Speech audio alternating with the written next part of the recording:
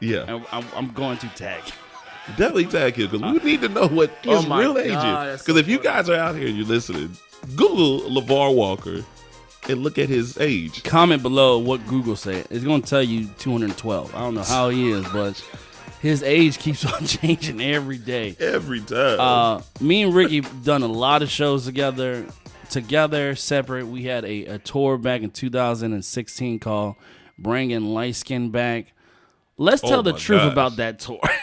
Let's open the book. I don't want to yet. I want to wait till Unsung. Like, I want to talk about that stuff on Unsung. I don't want to talk about it now. Okay. So we did a tour. We're not going to go in detail. And we had a maybe a 10-city tour that we have created. We got booked for. Great shows, by the way. Every city that we went to, we want to say thank you. Tampa, St. Pete, Melbourne, Florida. We did some shows, I think, in Oklahoma and so forth. So it was a great tour, right? But there's a lot of funny parts where we're not going to go in details about it. Maybe in the next episode. Dude, this is not Unsung. We're not going. Forget it. Okay. Let's go ahead and do it. So it was all BS. This tour was straight BS. We bullshit the tour. Dude, we had 5 cities out of 10 that was legitimate dates, right? Was it 10 cities? It was 10 cities. Dude, I could have swore it was like a 52. This is what we did. It was a 52 city tour. We was telling people. We were in Texas. What city where someone hit us up and said, hey, man, that show was dope. Yo, what? So we was putting this BS Bringing Light Skin Back comedy tour. Yeah. And so, like, we was, like, just randomly grabbing cities, like, okay, yeah, we're going to do that.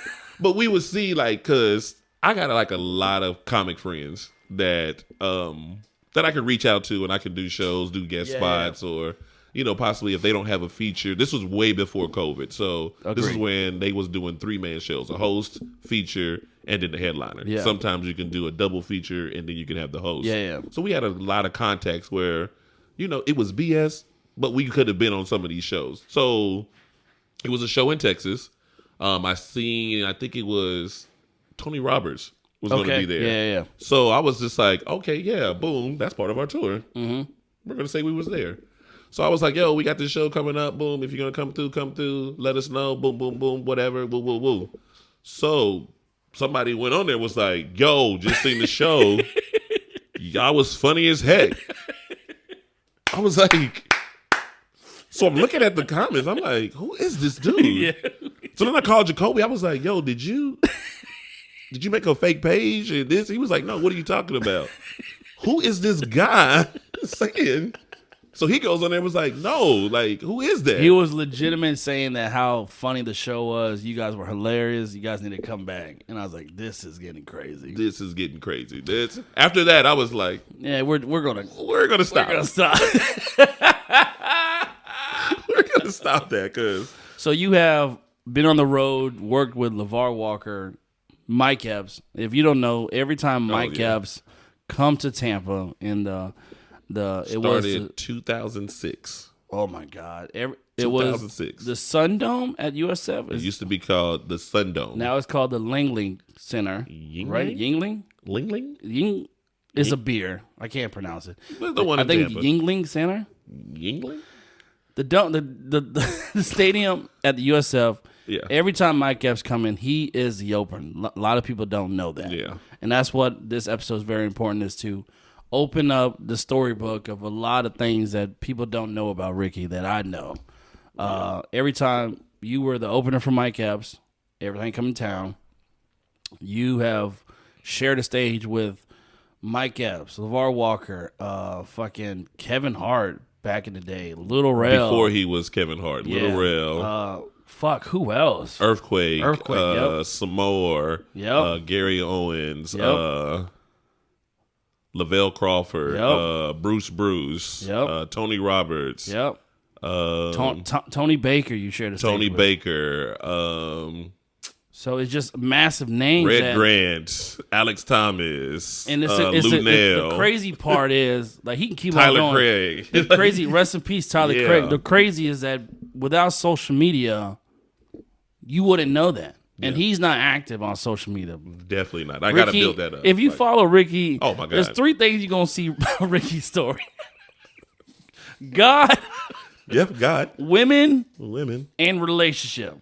Right? It's like a trifecta. It's like when he wants a relationship, he posts about relationship. When he talks about God, he talks about God. And he want to talk about women, he talks about women. Oh my God, I go in. He's not that active, but you wouldn't know that if social media wasn't around. Because social media is around, people think you're outside the game. This brother has shared rub elbows with massive stars.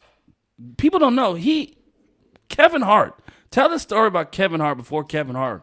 Before Kevin Hart was Kevin Hart. This was this was before Toy Soldier, before everything. Wow, okay. So it was a college show.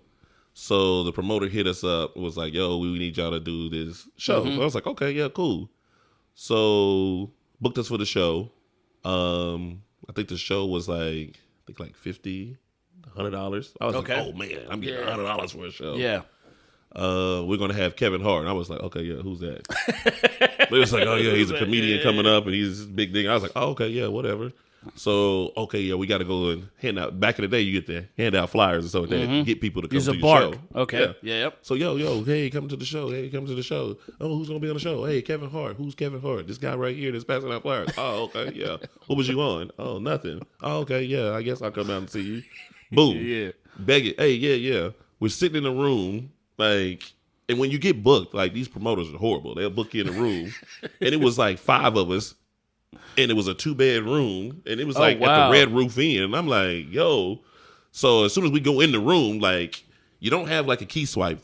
This is back in the day when you had the key. The key, yeah. You open it up. So as soon as we walked in, like, so nigga laying in the bed, we was like, well, this is the wrong room. He was like, 202? We was like, yeah. He was like, it's the right room. Come in. Nah, nigga, late.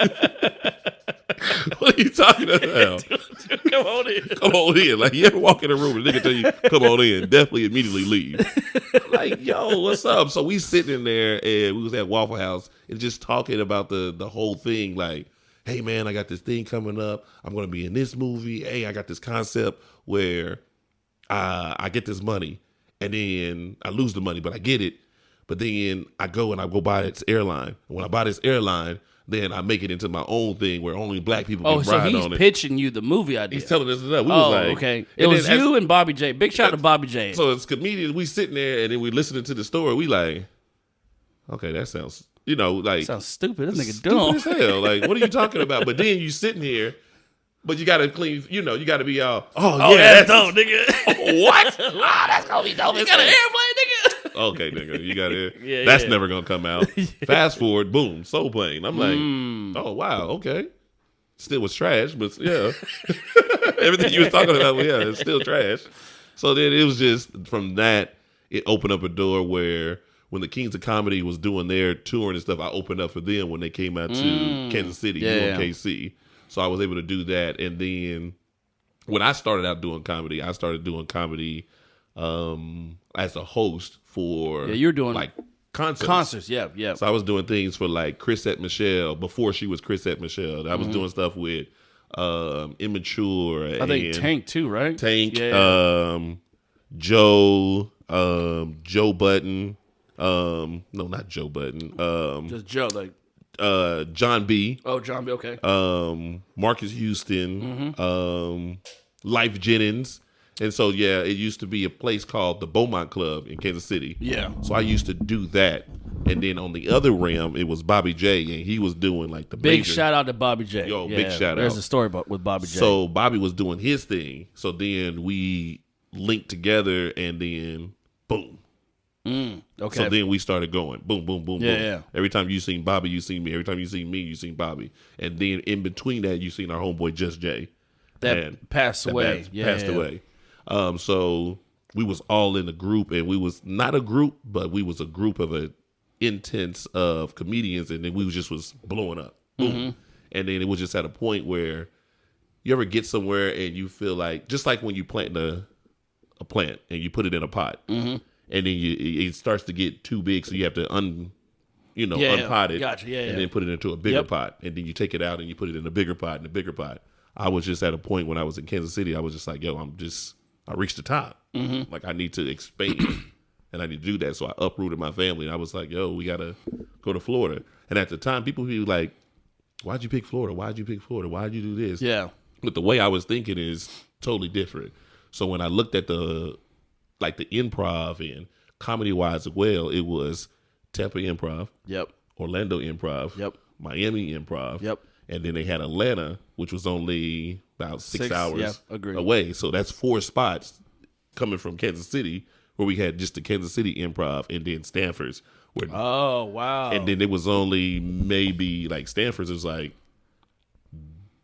CD list comedians, like oh, really? that'll come there. Yeah, It wasn't no big time comedians. And then when it came to Kansas City Improv, it was some black comics that came, but it was mostly like white and diverse like that. But it wasn't so many of black.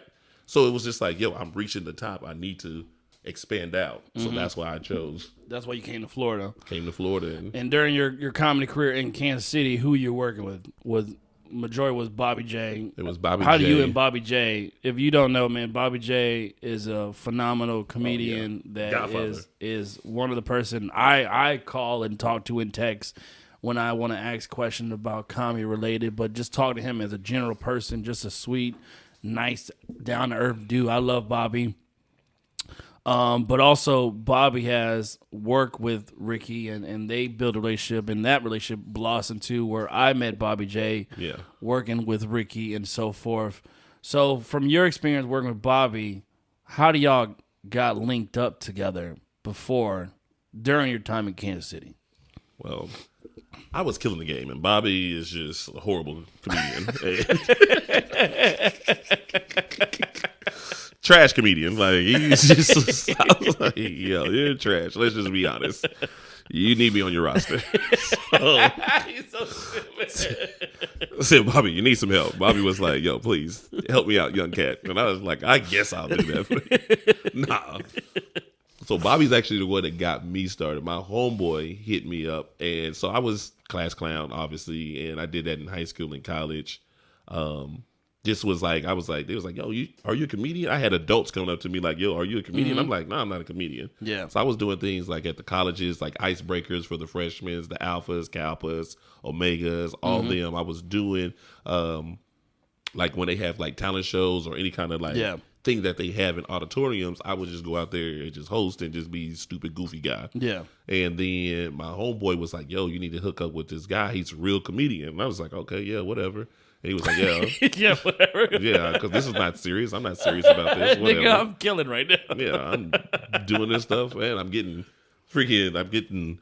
beers and alcohol and stuff like that, and they pay me $50. Like, yo, this is the life, man. I'm rich. What are you talking about? I'm making it. Yeah, I'm making it. Like, what's going on? He's like, no, man, he'll get you developing there. So then me and Bobby had a long conversation on the phone. He was like, yeah, if you think about doing this serious, we could definitely do something. So then we got linked up, and then boom, he started to take me from where I was and then elevated me to the next level, to the next level.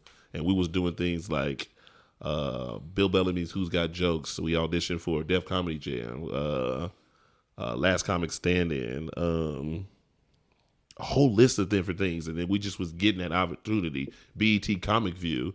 But the avenues that we was getting, like sometimes like you'll get pushed for an avenue to do something, and then all of a sudden you be thinking it's good for you, but then that your conscience or the Lord or whatever you believe in will start to tell you stuff that says, hey man, this ain't for you right now. You gotta wait. And then we be so much like, no, I gotta do it. And they be like, no, this is not for you. So the story with Def Comedy Jam, yo, this is for us. We want it. And then it was just like, no, not yet. And it was like, what do you mean not yet? They just revamped Def Comedy Jam. We about to be on it. So this is the episode when they was stepping Cat Williams. They introduced Tiffany Haddish. Oh wow! And then it was like episode 6 or 7. It was supposed to be me, Just Jay, and then Bobby. But then all of a sudden, boom, canceled. Oh wow! Def Comedy Jam's not on no more. So you and Bobby did Bill Bellman, Who Got Jokes? Yeah. Y'all auditioned for. So we did that, Yep. and then we did it out in Chicago, and we killed it. Everything went good, but then it was just not the right moment for us because back then you have to have a presence where a lot of people is like following you, and when we were doing it, it was no social media. Yeah, it was agreed. nothing. Only thing you had was MySpace, but that wasn't really doing nothing. Yeah. But you have to have a following. So we was going outside of our realm, so going to other cities, and we was killing other cities. Okay. So like if you think of like Atlanta, who's the comedian you think of when you think of Atlanta? Oh my gosh, maybe like DC Young Fly right now. Yeah. So boom, that's his city. Yeah. So that's me coming to Atlanta, DC Young Fly's city. Yeah. And he's already known, so he's automatically gonna get picked. But I'm coming there, and they like, wait, who is this guy? Where y'all from? Yeah, y'all from Kansas City. Yo, y'all really doing something. But Gotcha. the crowd, they like, we have to win the crowd over. When it's your hometown, you don't really have to win over the crowd because they already know you. Yeah, facts. So we was winning over crowds, and then we was just doing phenomenal shows. So then we was like, boom. So when we did that one, we did it in Chicago, but obviously hometown hero out of there, Yeah. Little Rail. So that's when they chose Little Rail to go on, which, okay, yeah, we get that. But that was our homeboy anyway. So we was doing that, and then they pushed him, boom, Who's Got Jokes. But then after that, boom, cancel.